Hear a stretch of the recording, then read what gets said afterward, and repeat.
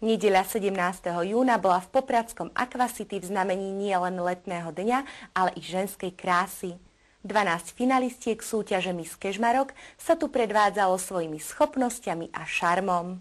Organizátori súťaže Miss Kežmarok 2007 zorganizovali v nedeľu na Deň otcov v Aquacity v Poprade prezentáciu adeptiek na tento titul. Tým pripravili pre návštevníkov kúpaliska príjemne strávený deň.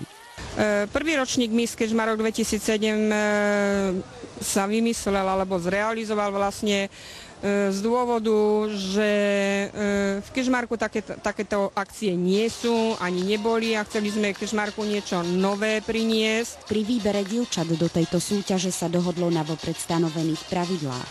Jednou z podmienok bola táto, že nemusí to byť dievča z mesta Kežmarok, i keď to je Miss Kežmarok 2007, ale jedna podmienka bola, že musia byť aspoň študentkami na našich školách v meste Kežmarok. A tak sa do finálovej 12 dostali dievčatá z Kežmarského gymnázia, hotelovej akadémie a jedna zo strednej odbornej školy.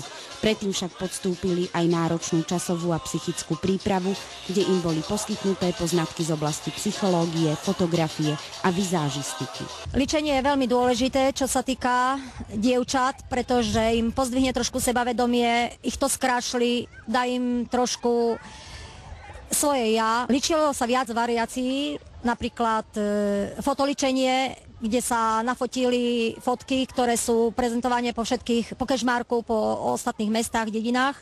Ličí sa podľa typológie dievčat, aký typ je to dievča. Nemôže sa ličiť svojvoľne, kto ako chce. Zmalovať dokáže každý, namalovať málo kto. Okrem dvojdňového sústredenia sa kandidátky na Miss pripravujú aj na gala večer, ktorý sa uskutoční 23. júna v Mestskom kultúrnom stredisku v Kežmarku. Finálový večer Miss Kežmarok 2007 sa nesnie v znamení 4 živlov: oheň, voda, vietor a zem. Dievčatá sú natrénované, máme veľmi dobrú choreografku, ktorá to s nimi natrénovala.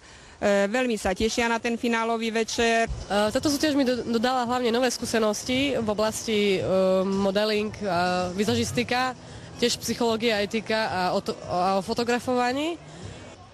Budem tancovať mambo s mojím partnerom, s ktorým sme na internáte vlastne spolu, a bude to kopírované z riečneho tanca. Pocity sú pozitívne, pretože je tu veľmi dobrý kolektív dievčat. Takže moja voľná disciplína bude tanec.